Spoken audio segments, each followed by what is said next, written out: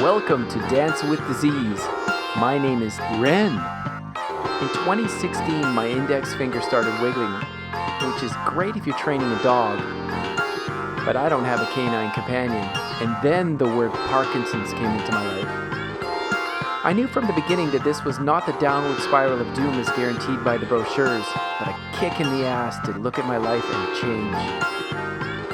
This podcast is dedicated to sharing my magical journey of healing through trying every alternative therapy imaginable. Thanks for joining me. Let's dance. Good morning, good morning. It is 10 after 5. That would be 5:10 a.m. on May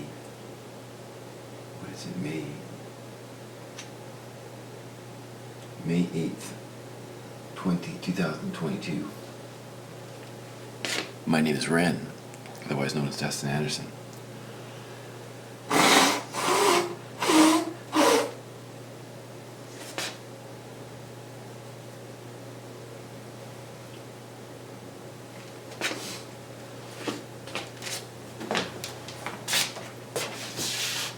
This is the VTS 1000 experiment. Your shaky host, me. Shaky from now, that is. So we watched The Peaceful Warrior again last night. If you haven't seen the film and you want to be inspired by resilience and transformation, that is the film to watch. It's so good. I think it's Nick Nolte's best role too. He's really, really good. Anyway, watched it again last night. Every time I watch it, it has something different to offer. And I feel better this morning.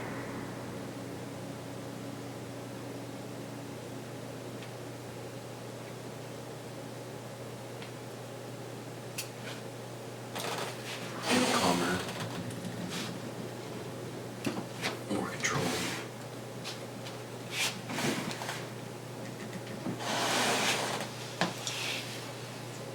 I love working in my shop. So yesterday, my mother is an incredible human being. You know, she gave me a better childhood than she had herself. But my childhood left me with some deep scars. I was abused as a child. My mother was an alcoholic, single mom. And she did the best with what she had and was better than what she experienced herself. But no buts. And I carried with me the victim of being abused as a child multiple times. I blamed her and I hated her and all these things. And since we moved into this house, our house, we moved her upstairs. It was a rocky road for the first couple of years because I had all this old mistrust of her destroying my life the way,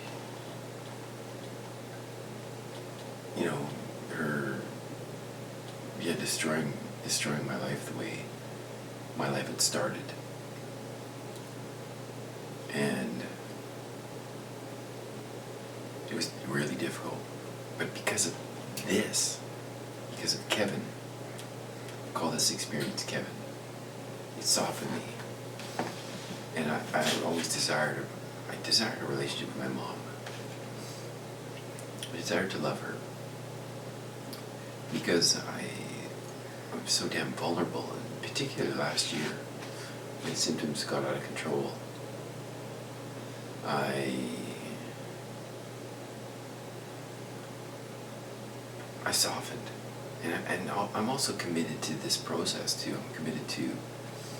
I see this experience as spiritual, being vaulted onto the spiritual superhighway. There's definitely a physical component. There's no doubt. But I believe the physical is in my experience, the physical is a result of the spiritual dysfunction. And one of the first doctors I ever saw, a Chinese doctor, and also on the board or on the Board of Medicine of the Alberta Board of Medicine, or the faculty of the University of Alberta Board of Medicine, something like that. So he's both. He's Chinese doctor as well as a MD. He said the Chinese believe that this experience is a loss of physical or loss of spiritual connection. Heal your relationship with your mother. And that was like a dagger to the heart because it felt right. It felt that that's what this experience was. Something deeper than just a bunch of symptoms that are labeled with doom and gloom. So I took that very seriously. I kept trying. And it was difficult. Oh, I had so much baggage to unload. And I feel like I've unloaded it. You know, there's always little baggage, but you know, there's always work to do. But I'm game to do the work. Anyway, I'm working in my shop yesterday, and I love my shop. I love it. And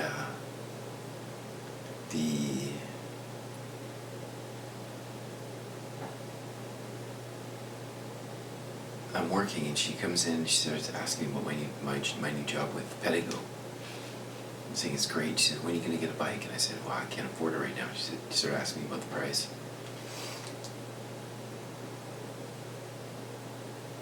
And she's you know, she lives on a pensioner's budget. She worked service industry jobs all through her life. So she doesn't have a private pension. It's all government. So her income is low, and we charge her low rent because she's my mom. And so she's freaked. She's like, wow, that's expensive, because they're electric bikes and they're premium product and they're great. But anyway, she goes away, shocked. She comes back later, says, I'll give you the money for the bike. I started bawling because she's at a place right now. She feels like she's on and she says, with one condition, she says, one condition, that you pay me back within 10 years. She started laughing because she doesn't think she's going to be alive for another 10 years.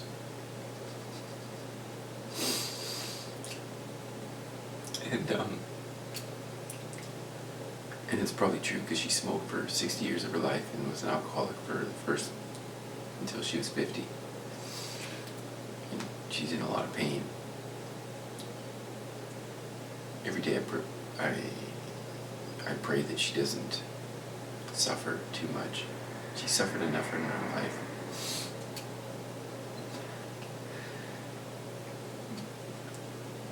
And so the way Farah and I interpret this incredible gift, and she does this every year. She's like, I at some point me saving it. You need the help now. She's helping. She's being the mom she didn't have the capacity to be when I was a child. It's an incredible experience to be loved by mom, be loved by my mom.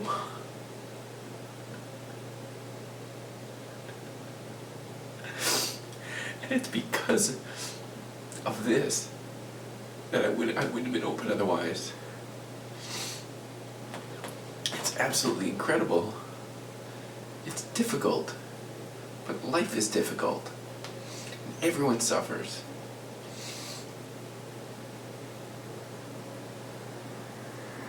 Oh. Life can change so fast. In both directions. But I believe in my heart and my soul that this experience was given to me to heal the relationship with my parents. The challenge is my mom is game, despite her approach and it's Mother's Day, by the way. Happy birthday to all mothers. Happy birthday. Happy Mother's Day. Yeah. So I'm just going to rant a little bit more, if that's all right with you. So, my mother, in the Peaceful Warrior,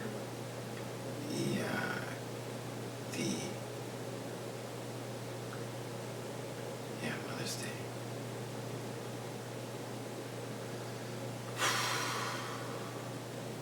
In the Peaceful Warrior, a warrior does what he loves without the expectation of outcome. I do honestly love the creative process of using this pad and creating my own files, my own digital files. I'm building a meditation platform that'll be vibratory as well.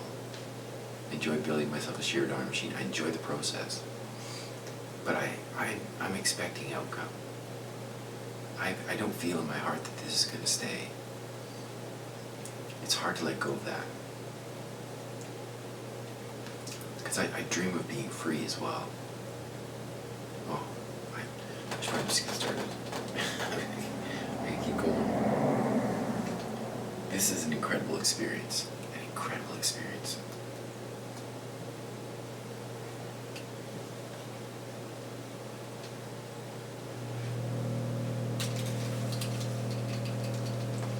Thanks for watching.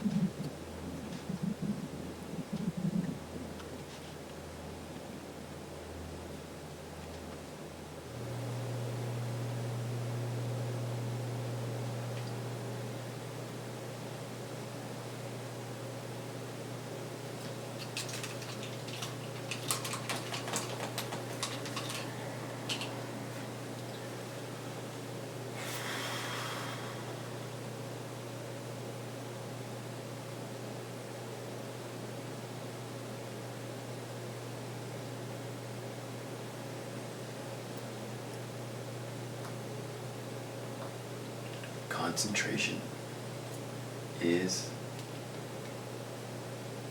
challenged. I went kind of numb after my mom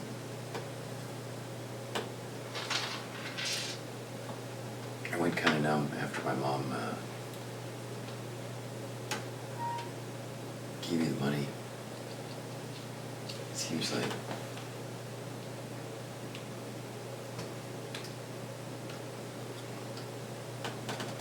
and all this doubt.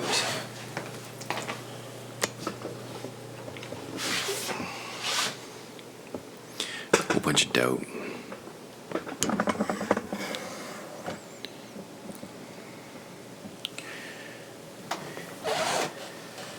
Life is interesting. Just when you think,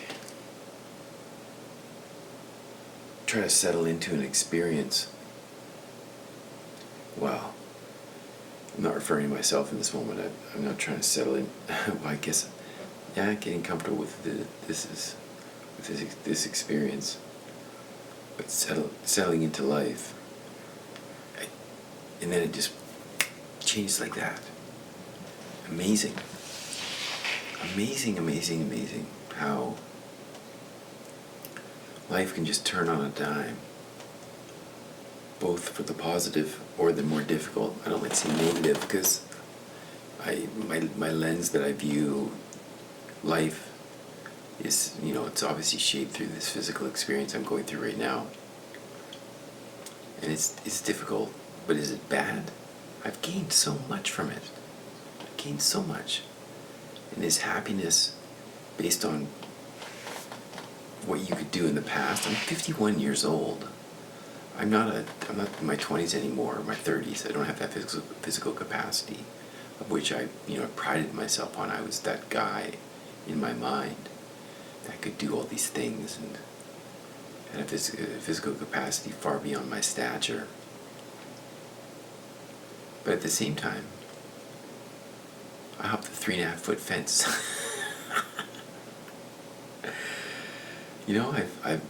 If I forget about myself, if I get out of myself, this Kevin, this physical experience goes away.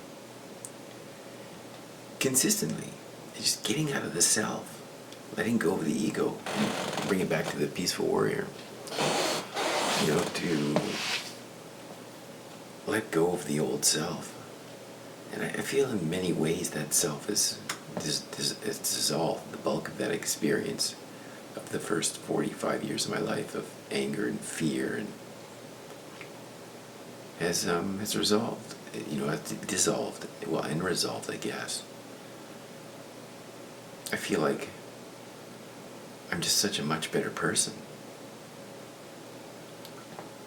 And if I can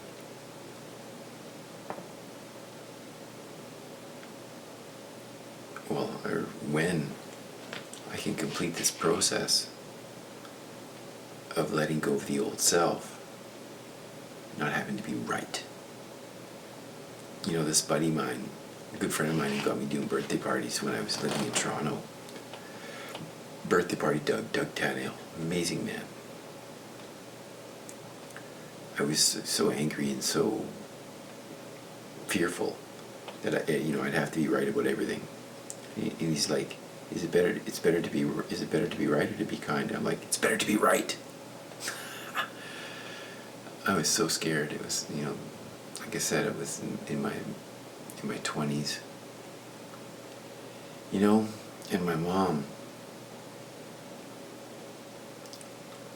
for all my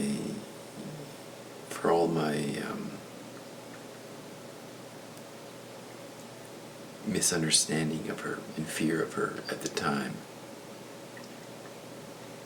she had this hovel of a place in the attic of this old house in Toronto, and I was just finished university studying dance and tried to dance in Toronto, and she let me come stay with her.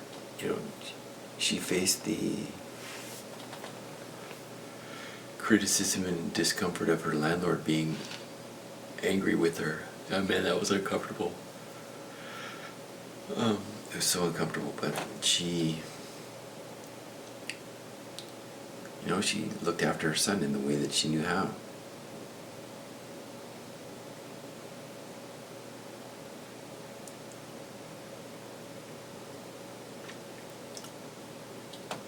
As she has for her entire life.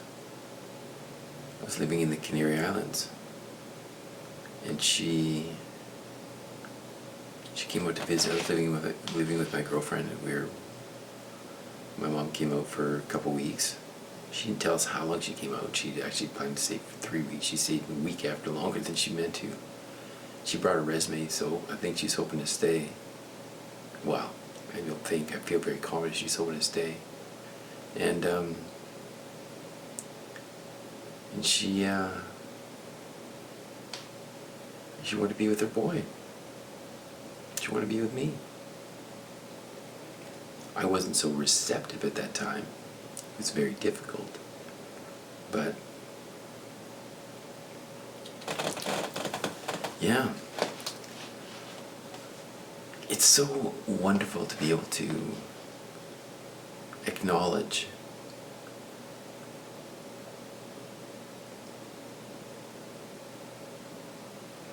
the past from a different lens and see that a person has done their best, and we're all doing our best. And I would say that now I don't aim for best.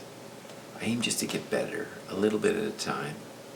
And I have to acknowledge a book I was listening to that recently that put that together, just to do better. I'm just trying to be a better person. And I feel like I'm succeeding. I feel like I'm becoming more kind, more compassionate, more patient. Although I've noticed when I have some growing to do when I'm cycling. An old pattern emerged of being impatient with motorists when I'm cycling. But I'm on it. I'll get it done. Happy Mother's Day.